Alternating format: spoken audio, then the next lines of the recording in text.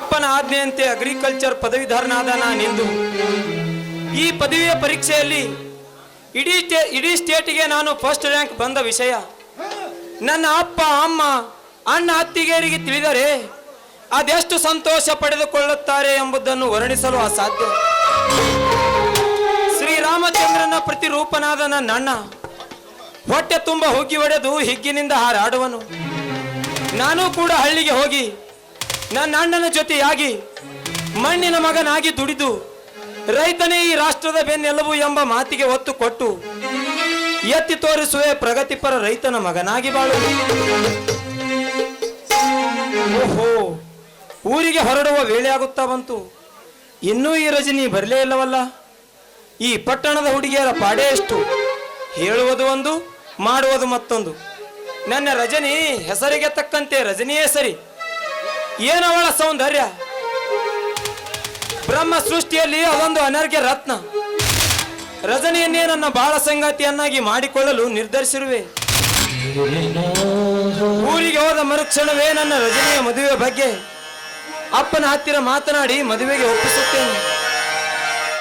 ಓಹೋ, ಮಾತಾಡುವಷ್ಟರಲ್ಲಿ ಬಂದೇ ಬಿಟ್ಟಲ್ಲ ನನ್ನ ಪ್ರೇಯಸಿ.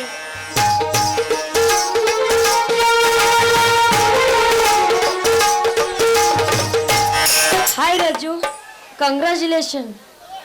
ಯಾಕೆಂದ್ರೆ ನೀನು ಸ್ಟೇಟಿಗೆ ಫಸ್ಟ್ ರ್ಯಾಂಕ್ ನಲ್ಲಿ ಬಂದಿದೆಯಲ್ಲ, ನನ್ಗೆ ತುಂಬಾ ಸಂತೋಷವಾಗ್ತಾ ಇದೆ. I am very sorry Raju, ಬರೋದಕ್ಕೆ ಸ್ವಲ್ಪ ಲೇಟ್ ಆಯ್ತು.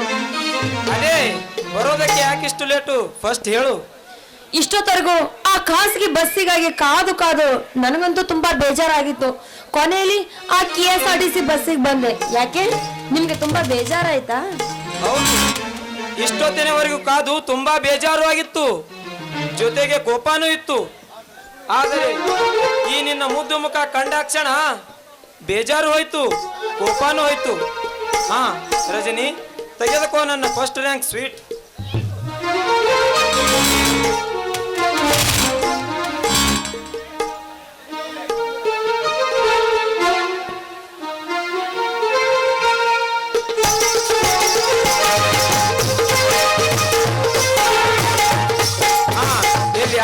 ನಾನೇ ತಿನ್ನಿಸುತ್ತೆ. ರಾಜು, ಈ ಸ್ವೀಟ್ ನಿನ್ನೆದೋ ಅಥವಾ ಇವತ್ತೇನೋ ತಂದಿದ್ರು? ಇವತ್ತು ಸ್ಪೆಷಲ್ ಆಗಿ ತಂದಿದ್ದೇನೆ ರಜನಿ. ಎಲ್ಲಿ ಆನು? ರಾಜು, ಈ ಸ್ವೀಟಿನಷ್ಟೇ ಸ್ವೀಟ್ ಆಗಿದೆ ನಿಮ್ಮ ಮನಸ್ಸು. ಆದ್ರೆ ಓಹೋ, ಗೊತ್ತಾಯ್ತು ಬಿಡು ಈ ನಿನ್ನ ಮಾತಿನ ಅರ್ಥ. ಈ ಮೊದಲು ನಿನ್ನ ಎದುರಿಗೆ ನನ್ನ ವಿದ್ಯಾಭ್ಯಾಸ ಮುಗಿದ ತಕ್ಷಣ ಹಳ್ಳಿಗೆ ಹೋಗಿ ಒಕ್ಕಲತನದಲ್ಲಿ ತೊಡಗುವುದಾಗಿ ಹೇಳಿದ್ದೆ. ಅದಕ್ಕೆ ನಾನು ಹಳ್ಳಿಗೆ ಹೋಗಿ ಅಣ್ಣ ಅತ್ತಿಗೆ ಅಪ್ಪ ಅಮ್ಮ ಹೊಲ ಗದ್ದೆಗಳ ಪ್ರೀತಿಗಳಲ್ಲಿ ಮೈ ಮರೆತು ನಿನ್ನನ್ನೆಲ್ಲೋ ಮರೆತು ಬಿಡುವನೆಂಬ ಅನುಮಾನ ಅಲ್ಲವೇ ನಿನಗೆ? ಹೌದು ರಾಜು, ನೀವಿಲ್ದೆ ನಾನು ಒಂದು ಕ್ಷಣ ಕೂಡ ಬದುಕಲಾರೆ ರಾಜು. ನಾನು ಕೂಡ ಅಷ್ಟೇ ರಜನಿ. ನನಗೆ ನೀನಿಲ್ಲದ ಬಾಳು ಬಾಳೆ ಅಲ್ಲ ರಜನಿ. ನಿನ್ನ ಮನಸ್ಸಿನಲ್ಲಿ ಏನಾದರೂ ನನ್ನ ಬಗ್ಗೆ ಅನುಮಾನವಿದ್ದರೆ ಅದಕ್ಕೆ ಆಸ್ಪದ ಕೊಡದಿರು. ಹಳ್ಳಿಗೆ ಹೋದ ಮರುಕ್ಷಣವೇ ನಮ್ಮಿಬ್ಬರ ಮದುವೆಯ ಬಗ್ಗೆ ಅಪ್ಪನ ಹತ್ತಿರ ಮಾತನಾಡಿ ಮದುವೆಗೆ ಒಪ್ಪಿಸುತ್ತೇನೆ. ಹೌದು ರಾಜು, ಅದಲ್ಲದೆ ಒಂದ್ ವೇಳೆ ನಿಮ್ಮ ತಂದೆ ತಾಯಿ ನಮ್ಮ ಮದುವೆಗೆ ಒಪ್ಪದೇ ಇದ್ರೆ? ಹಾಗಾಗಲಾರದು ರಜನಿ. ಒಂದು ವೇಳೆ ನಮ್ಮ ತಂದೆ ತಾಯಿ ಬೇರೆ ಕನ್ನೆ ನೋಡಿದರೆ ಅದನ್ನೆಲ್ಲ ಕ್ಯಾನ್ಸಲ್ ಮಾಡಿ ನನ್ನ ಇಚ್ಛೆಯಂತೆ ನಡೆದುಕೊಳ್ಳುವ ನಮ್ಮಣ್ಣ ಶಿವಣ್ಣ ಇದ್ದಾನೆ. ಅವನಿಗೆ ಒಂದೇ ಒಂದು ಮಾತು ಹೀಗೆ ಅಂತ ಹೇಳಿದರಾಯ್ತು, ನಮ್ಮ ಕಾರ್ಯ ಕೈಗೂಡಿದಂತೆ ಸರಿ. ನಿಮ್ಮ ತಂದೆ ತಾಯಿಯಿಂದ ಆಗದ ಕಾರ್ಯ ನಿಮ್ಮ ಅಣ್ಣಂದರಿಂದ ಸಾಧ್ಯವೇ? ಹೌದು ರಜನಿ, ನನ್ನ ಅಣ್ಣ ಅವಿದ್ಯಾವಂತ, ಹಳ್ಳಿಯ ಮುಗ್ಧ ಜೀವಿ ಏನೋ ನಿಜ. ಆದರೆ ಅವನು ತುಂಬಾ ವಿಶಾಲ ಹೃದಯದ ಕರುಣಾಮೂರ್ತಿ.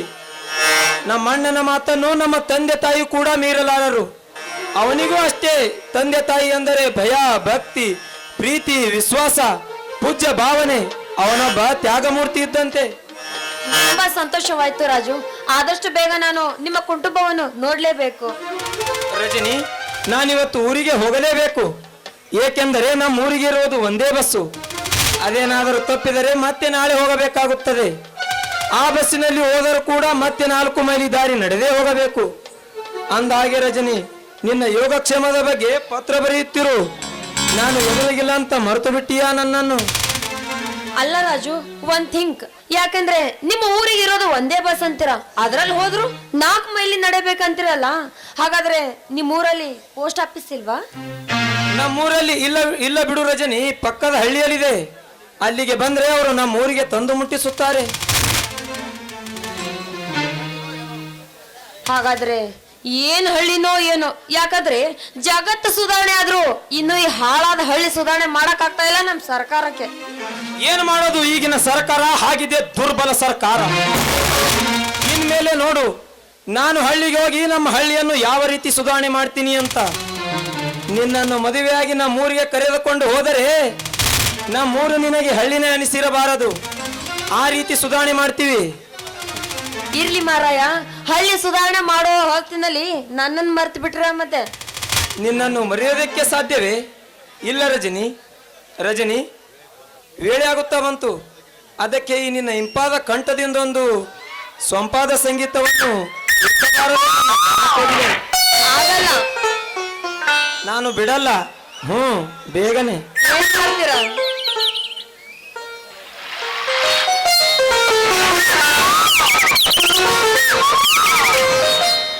ನನ್ನಲ್ಲಿನೇ ನೀ ಬಾ, ಚೆಲುವೆ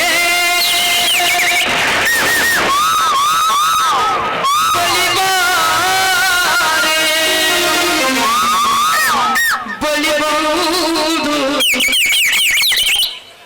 ಸಿಹಿ ಮುದ್ದು ನೀರು.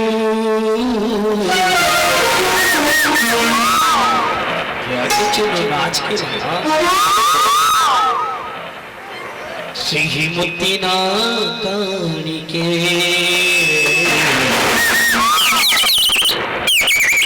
ಗಾಯನ ಸಂಗೀತೆ.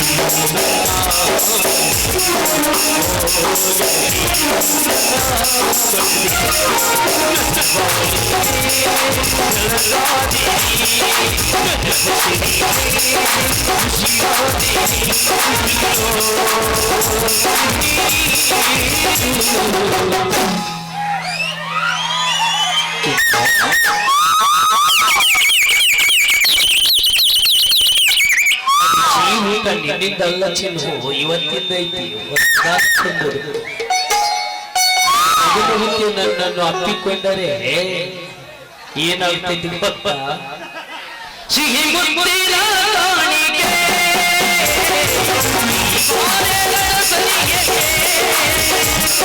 ಸಿಹಿ ಮುತ್ತಿನ ಕಾಣಿಕೆ